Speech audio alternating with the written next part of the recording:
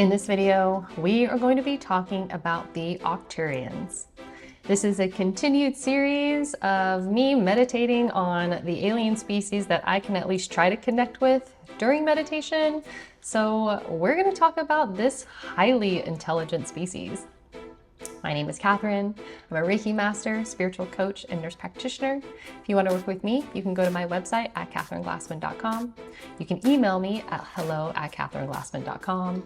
You can also sign up for my monthly subscription of 30-minute weekly energy attunements, where I just give energy to a large group of people all at the same time. 30 minutes a week. I do it to myself, so I wanted to at least offer that to other people because I mean, it's just kind of amazing, so I should share the wealth, right? So, the Octurians. Now, Arcturus is a star within a constellation that's like 37 light years away or something like that. Of course, I am not an astronomer, so I don't know about the physical, like actual location of where all of these species come from. I just kind of am thinking about the more popular alien species, I guess, and then I try to see what I can get during meditation. So, of course, once again, this is all through meditation. So if it resonates, then great, and if not, that's totally cool too. So, of course, I sit, meditate, try to quiet my mind, and start asking for universal truth and knowledge about the Arcturian species. And if I'll do it one or two ways. I'll either try to just get the information, or I'll try to speak to one as well. So I was able to connect with one. I want to say the name was Artemis, but I don't know. I question that name, if I'm being completely honest. So he didn't really seem to be that hung up on giving me a name anyway, which a lot of the times that's the case, because the information is more important. But what I saw is blue. Almost look like a gray alien sort of, but a little bit more sleek and slender blue. Still a large head, like an upside down teardrop kind of head, large eyes, but it didn't have the features were a little different. Tall, probably, between 7 to 10 feet tall. I guess one of the bigger differences is not only are they blue, but they actually wear these robes. It almost looks like, if I had to guess, it would be like a galactic royalty type of look, like flowing dress-like robes. And it's funny because it just seems so stereotypical, I guess. I don't know, but that's what I saw. And the area, or maybe their planet, or where they're from, it looked very highly advanced. A lot of technological advances, sort of colorful, but not like bright colors, like the cooler colors. I guess it almost looks like Tokyo, if I could, or oh gosh, what is that place? Oh shoot. It's the very popular city, I believe it's in Saudi Arabia, that people love to go to because it's so flashy and beautiful. I can't think of the name, but it kind of reminds me of that, or Tokyo, just a very, very advanced civilization, but highly intelligent and high vibrational. And I asked, because of how it almost seemed like he seemed a little stoic, or they seemed stoic, and I asked if they were emotional creatures.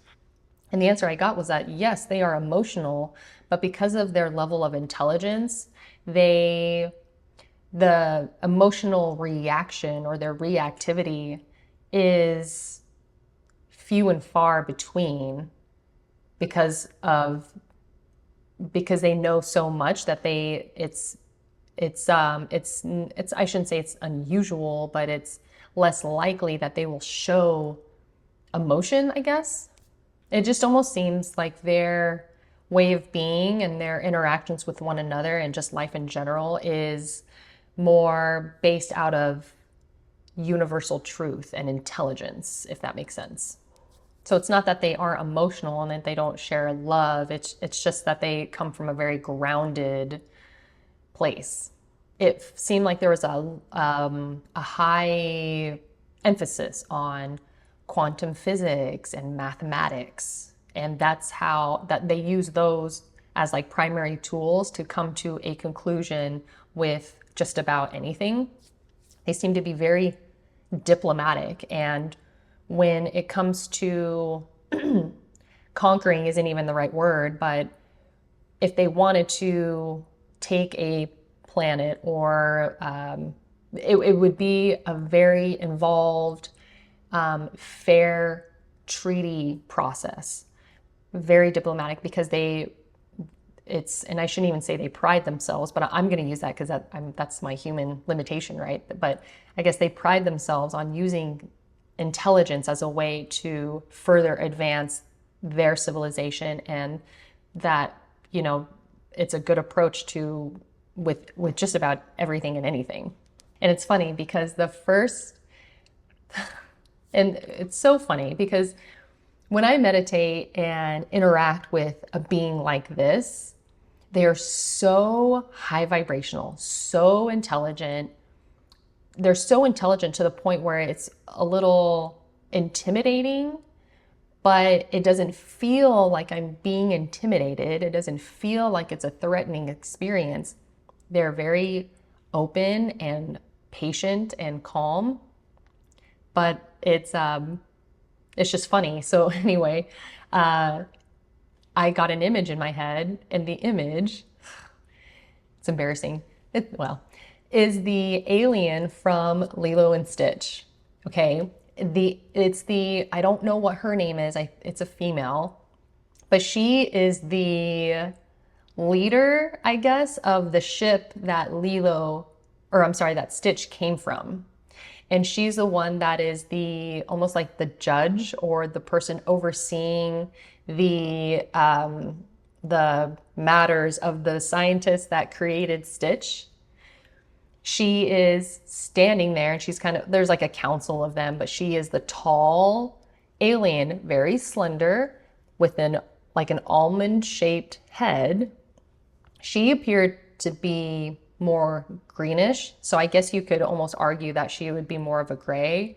But when I started connecting with Octurian energy, she's like the first one that came into my mind. And so in the movie, right, in the animation, the Disney movie, she is very diplomatic, and she is the one that is overseeing like what is fair, what is like a fair punishment for this scientist. But even in that movie, I feel like she was a bit more reactive than the Octurians actually are. So if you needed like a reference, which apparently I did, then, you can kind of refer to that character, because I think that's who she sort of is kind of representing. So anyway, thought that was kind of funny. My human brain needs stuff like that. So I like watching movies. I like reading books. I like absorbing information, not because I'm going to take it as truth, but when I do this kind of thing, they know that I have that kind of memory bank, and they'll pull certain things from that memory bank to be like, this is, a connection. So kind of funny. So then maybe I was feeling insecure as a human. I'm not really sure, but I asked how they feel about humans, which I guess is a fair question because, there are just some that don't like humans. So, and he said that humans are looked at as just another species that are evolving, and watching humans, it's just watching a normal process of evolution. So there is no judgment. They don't see us as a lower life form. They just see us as humans on planet Earth. But they also see that we are being influenced, and it's a bit unfair. And so, but because we are being influenced by different species of aliens, they find it to be fair game that they also have an influence on us as well, except their influence is going to be more of intelligence and quantum physics and quantum mechanics and technology and even having like an emotional stability. And interestingly enough, and I don't know if he was really telling me this, but this is just kind of what I was feeling. It feels like the Octurians don't really view other species as a lower form. However, they kind of do a little bit with the reptilians. And it's not because they find them as a species to be of a lower form, but rather because of their behavior and their actions towards other species. It's the way that they have started wars and manipulate other species and are deceitful and of course not all reptilians, but just as a generalization, they just have watched what they have done to other planets, and because of that behavior, it disrupts the greater connectedness within the universe, and it takes away time and energy from advancing the entire universe, and instead it directs it to trying to correct their behaviors and correct their actions and to re-facilitate like the balance that they have disrupted. So because of that, they sort of view them as, and I shouldn't say a lower life form, that's probably like limited language on my part, but it's, it's not something that they respect. So I asked if there was a general message that they would want us to know from them. And he said that violence and reactivity is a direct reflection of your level of intelligence. Because in essence, when it comes to being intelligent, it means that you know more of the truth. You know more information. You just know more things, which defines you as, I guess, kind of being intelligent. That seems a little, yeah. There's a difference between education and intelligence, but intelligence is your ability to think through something, whereas education is just your ability to retain information that you are given. So you can be educated on something, but the education could be false. But an intelligent person can look at the education and find the fallacies. So anyway, but the more violent and the more reactive a person is, it does tend to show a lower level of intelligence. And the reason why is because as an intelligent person, you seek truth. When you seek truth, you learn more truth. And the more you learn about the nature of reality, about quantum physics, you learn that everything is actually connected. Everything is one. And so exhibiting violence disrupts the web of interconnectedness. And if one is connected with all things, then why would you commit an act of violence then? And the same thing with reactivity. When you react to a situation, and it just depends on the situation, I guess, but for the most part, your reaction represents a level of intolerance or impatience towards the growth of a species or the growth of a person or the growth of the universe as a whole or humanity. So it's just kind of interesting because they're kind of saying like, you shouldn't be violent, but then you should also not be reactive towards people that are being violent, I guess. So I, of course, as a human, I was like, I don't know, trying to defend our species, I guess. And I was like, listen, it's hard to be human, okay? Especially a female human. Like, come on, give me a break. And he said that humans are in an environment where the violence and the reactivity is something that is nurtured by those that are influencing humanity. So those that don't mean humanity well, they don't mean for us to have peace and wellness and growth.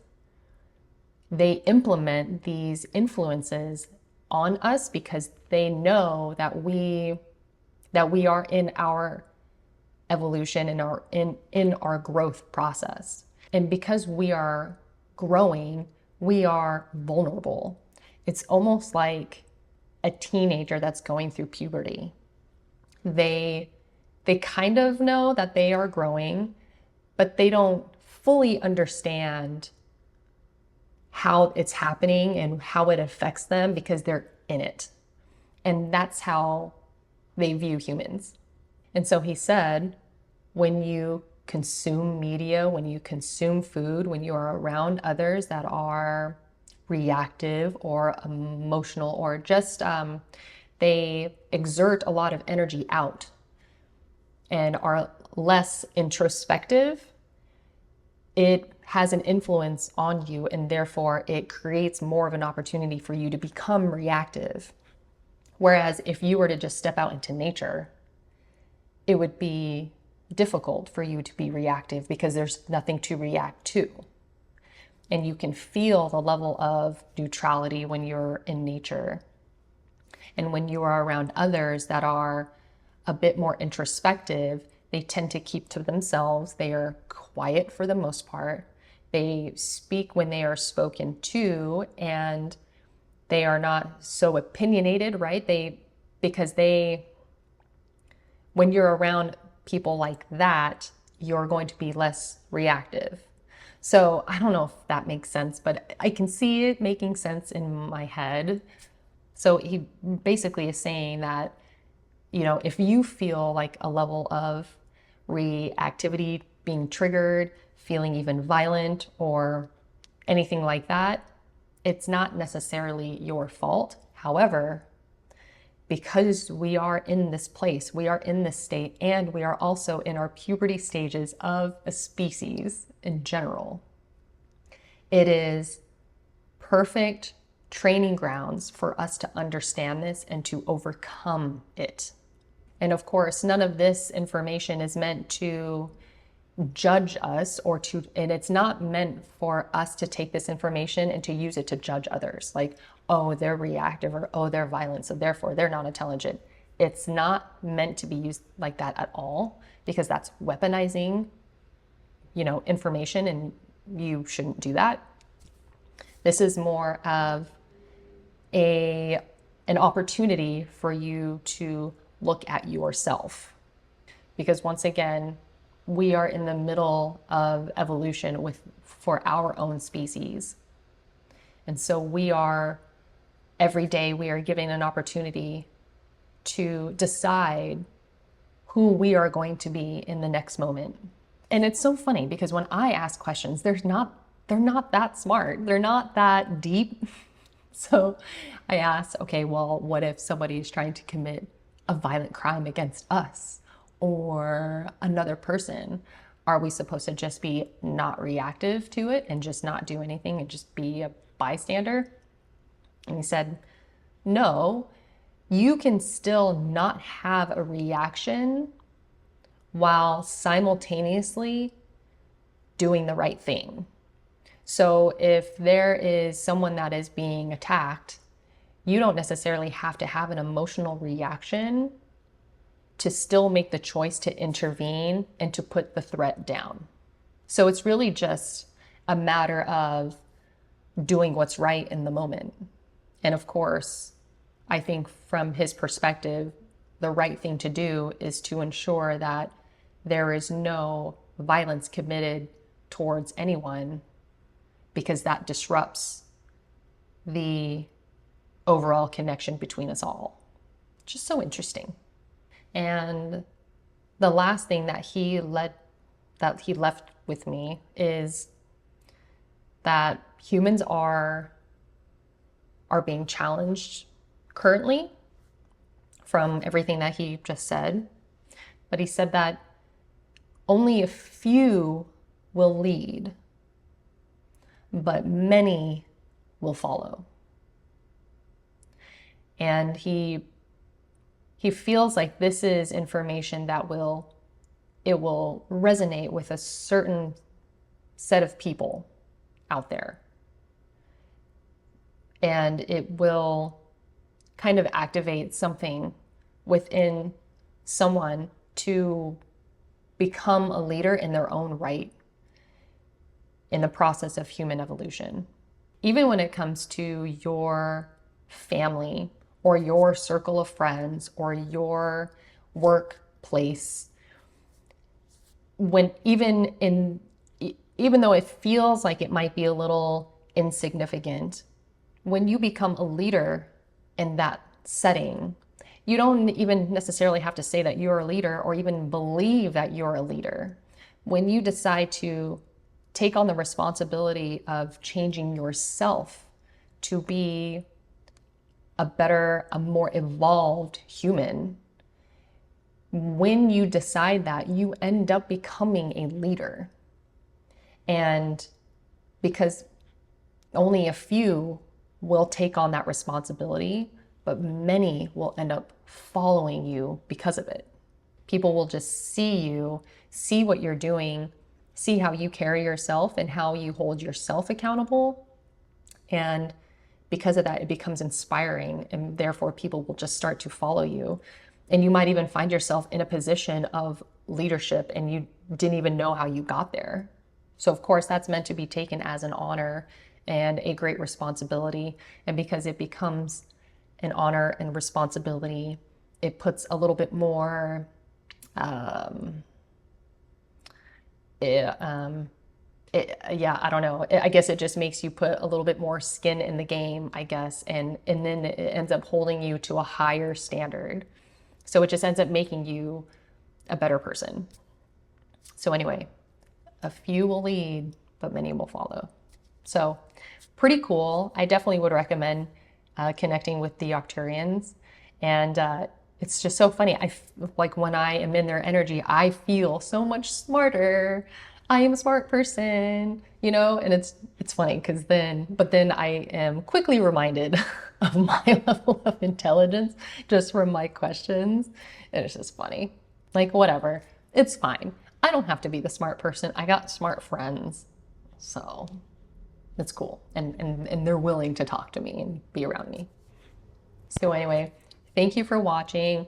Thank you all for being here and for following my channel and for your lovely comments. I really, really, really appreciate it. I meant to say this in the beginning of the video because then I feel like it takes away from the video, but I just want to throw it out there anyway. So thank you very much. But anyway, I hope you liked the video. Give it a thumbs up if you did. Consider subscribing, and I will see you next time.